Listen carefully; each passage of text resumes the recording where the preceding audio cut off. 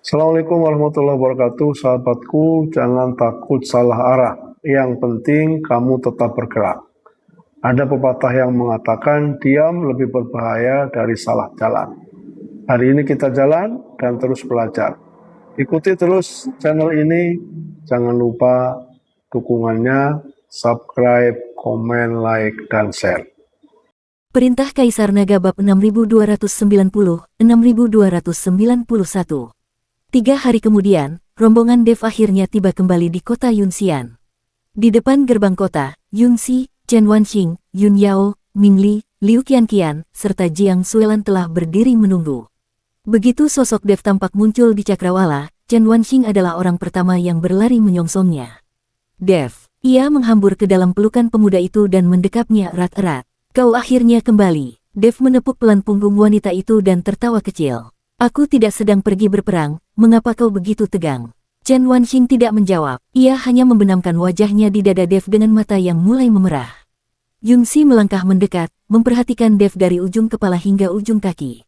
Setelah memastikan bahwa pemuda itu tidak terluka, barulah ia bisa menghela napas lega. Bagaimana situasi di wilayah iblis? Tanyanya. Sudah tuntas, jawab Dev singkat sembari menceritakan garis besar kejadiannya. Mendengar kabar bahwa Long Yuan berlutut memohon ampun dan kultivator iblis itu telah melarikan diri lebih awal, dahi Yunxi sedikit berkerut. Kultivator iblis itu kabur. Apakah ada kemungkinan dia akan kembali lagi? Tidak akan, Dev menggelengkan kepala. Orang di belakangnya adalah Ningxi. Ningxi baru saja kalah telak di Istana Dewa, dia tidak akan berani memunculkan batang hidungnya dalam waktu dekat. Karena tuannya kabur, kultivator iblis itu pasti tidak akan berani tetap tinggal di wilayah iblis. Yunxi mengangguk, tidak bertanya lebih lanjut. Rombongan itu segera kembali ke kediaman penguasa kota. Longzhan mengatur para murid silsilah naga langit untuk beristirahat, sementara ia sendiri mengikuti Dev masuk ke dalam ruang rapat. Tuan Chen, apa rencana Anda selanjutnya? Tanya Longzhan. Dev terdiam sejenak sebelum menjawab, aku akan pergi ke surga tingkat ke-15. Seketika, ruang rapat menjadi hening. Mata Yunxi berbinar sesaat, ia telah menantikan hari ini sejak lama. Ekspresi Jiang Suelan tetap tenang, namun jemarinya tampak bergerak sedikit. Sementara itu, wajah Chen Wanxing seketika berubah pucat pasi. Secepat itu, suara Chen Wanxing terdengar sedikit bergetar. Dev menatapnya dengan rasa bersalah yang menyeruak di hati. Hubungannya dengan Chen Wanxing memang bermula dari situasi yang agak ganjil, sebuah turnamen bela diri cari jodoh di mana masing-masing dari mereka memiliki rencana tersendiri dan tidak ada yang menganggapnya serius. Namun seiring berjalannya waktu, Chen Wanxing telah jatuh hati padanya, dan Dev pun tidak bisa memungkiri ketertarikannya pada wanita itu. Terlebih lagi setelah kejadian malam itu, ada hal-hal yang sekali terjadi, tidak akan pernah bisa kembali seperti semula.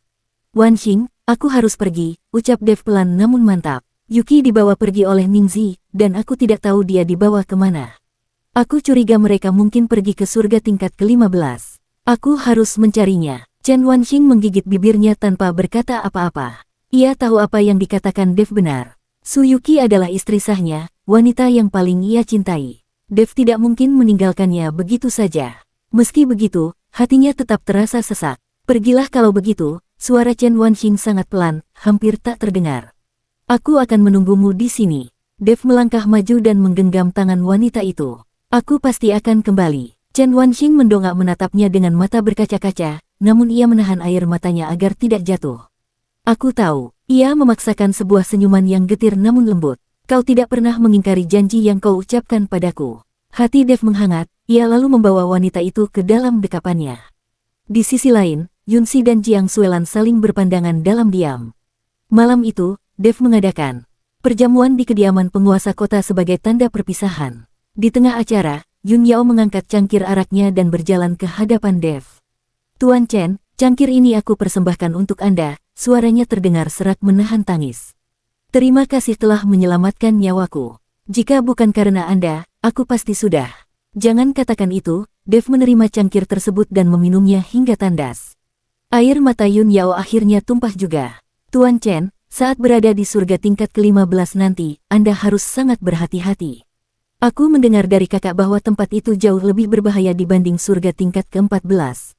Tenanglah, Dev menepuk bahu gadis itu. Aku akan menjaga diriku baik-baik. Yun Yao menyeka air matanya, mengangguk, lalu kembali ke tempat duduknya. Ming Li kemudian berdiri. Tuan Chen, aku akan ikut dengan Anda ke surga tingkat ke-15. Dev meliriknya, lalu melirik Liu Qianqian yang duduk di samping pria itu, sebelum akhirnya menggelengkan kepala. Tidak boleh. Mengapa? Mingli mengernyitkan dahi. Meskipun kekuatanku tidak sebanding dengan Anda, setidaknya aku bisa sedikit membantu. Bukan karena masalah kekuatan, sela Dev. Tapi karena dia. Ia menunjuk ke arah Liu Qianqian. Wajah Liu Qianqian sedikit berubah, ia menggenggam tangan Mingli dengan erat. Suara Dev melembut saat ia melanjutkan, Mingli, aku tahu kau ingin membantuku. Tapi pernahkah kau berpikir, jika kau ikut denganku, bagaimana dengan Qianqian? Dia akan sendirian menunggumu di surga tingkat ke-14, tahukah kau bagaimana rasanya itu? Mingli terbungkam. Tentu saja ia tahu. Ia sendiri pernah merasakan menunggu Liu Qianqian di surga tingkat ke-15. Rasa rindu, penderitaan, dan ketakutan akan ketidakpastian apakah pasangannya masih hidup atau sudah mati, ia memahaminya lebih baik dari siapapun. Tuan Chen benar, Liu Qianqian menarik pelan lengan baju Mingli. Jangan pergi. Aku tidak ingin sendirian. Mingli menatap wanitanya cukup lama sebelum akhirnya mengangguk. Baiklah, aku tidak akan pergi. Dev tersenyum. Begitu baru benar. Temani dia baik-baik, jangan biarkan dia kesepian. Mata Mingli memerah, namun ia menahan tangisnya. Tuan Chen, jaga diri Anda. Kalian juga. Setelah perjamuan usai, Dev berjalan sendirian menuju halaman belakang kediaman penguasa kota. Di sana, Longzhan sedang berdiri menatap bintang-bintang di langit. Tuan Chen, Longzhan berbalik dan memberi hormat dengan takzim begitu melihat Dev mendekat. Dev berdiri berdampingan dengannya. Longzhan, kota Yunxian ku serahkan padamu. Longzhan mengangguk dengan sangat serius. Tuan Chen jangan khawatir, aku pasti akan menjaga kota Yunxian dengan nyawaku. Dev terdiam sejenak, lalu mengeluarkan sebuah giok pustaka dari balik pakaiannya dan menyodorkannya. Ini berisi catatan pengalamanku dalam berkultivasi dan beberapa penjelasan tentang teknik bela diri. Ambillah, berikan pada para murid silsilah naga langit. Mungkin ini bisa membantu kalian. Longzhan menerima giok tersebut dengan kedua tangannya dan menyimpannya dengan hati-hati. Tuan Chen, kapan Anda akan kembali? Dev mendongak menatap langit yang luas. Entahlah, suaranya terdengar lirih. Mungkin cepat, mungkin juga sangat lama. Tapi aku berjanji padamu, aku pasti akan kembali. Longzhan mengangguk dan tidak bertanya lebih jauh. Dev menepuk bahunya sekali lagi, lalu berbalik pergi.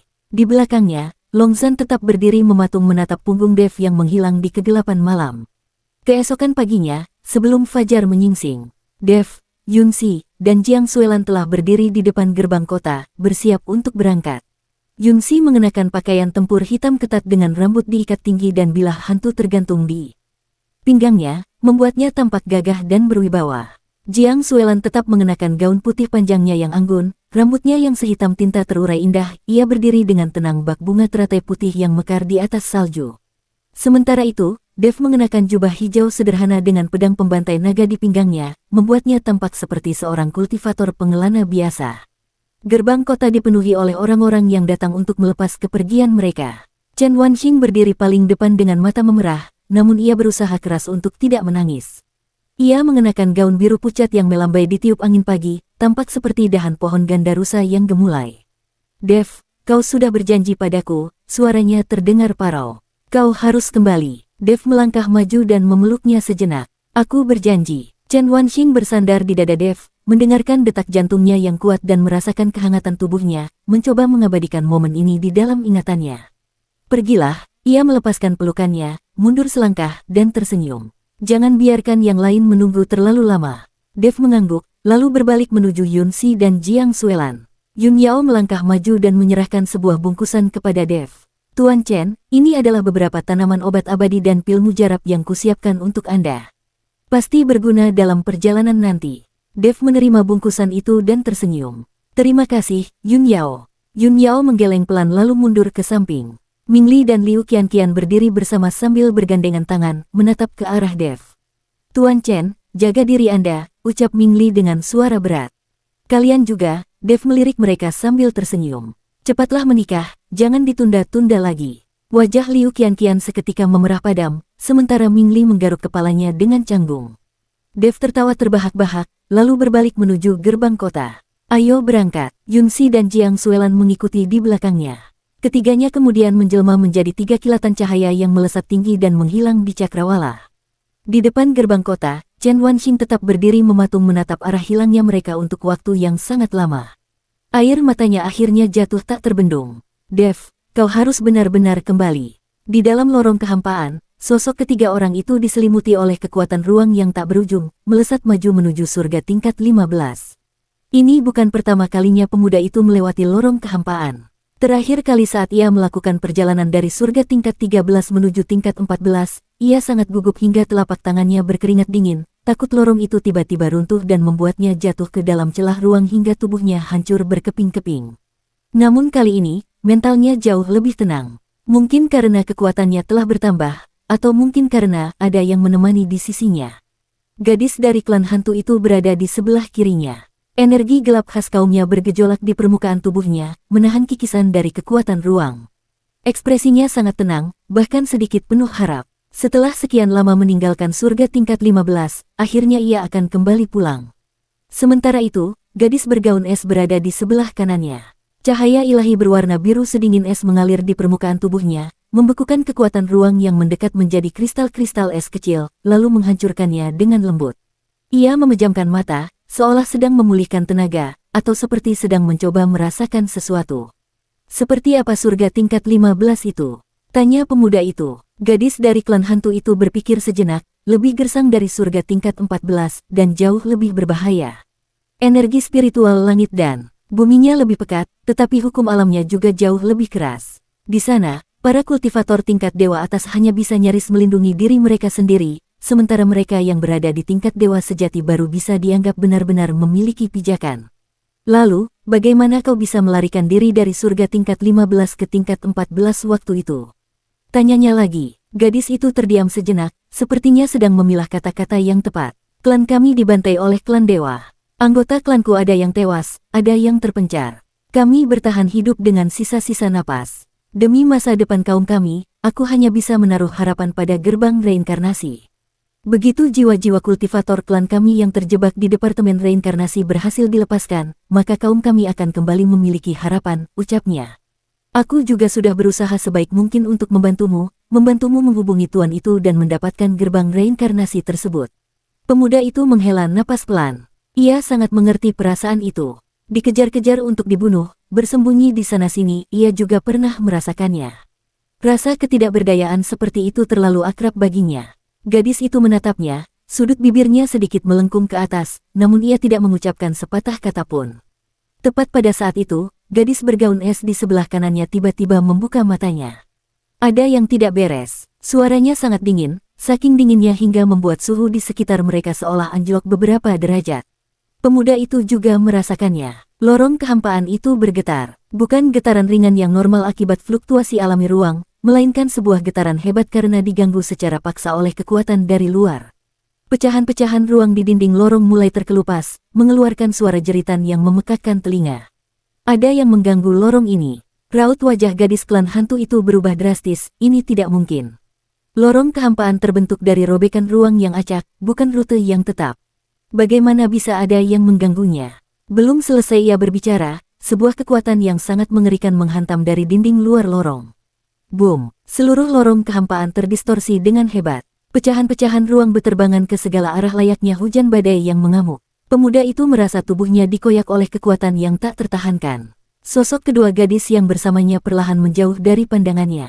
Bertahanlah. Suara gadis klan hantu itu terdengar dari kejauhan, semakin lama semakin kabur. Pemuda itu mati-matian mengulurkan tangannya, mencoba meraih sesuatu, tetapi di sekitarnya hanya ada pecahan ruang yang hampa dan kegelapan tanpa batas. Tubuhnya tergulung oleh badai ruang, jatuh melayang menuju arah yang tak diketahui. Dalam proses jatuhnya, ia menangkap secercah aura. Itu adalah aura iblis. Aura iblis yang pekat, dingin, dan membawa niat jahat yang tak berujung. Aura itu sangat ia kenal, itu milik musuh bebuyutannya. Tidak sepenuhnya sama. Aura musuhnya murni berwarna gelap, sedangkan aura yang satu ini bercampur dengan hawa panas yang membara layaknya magma.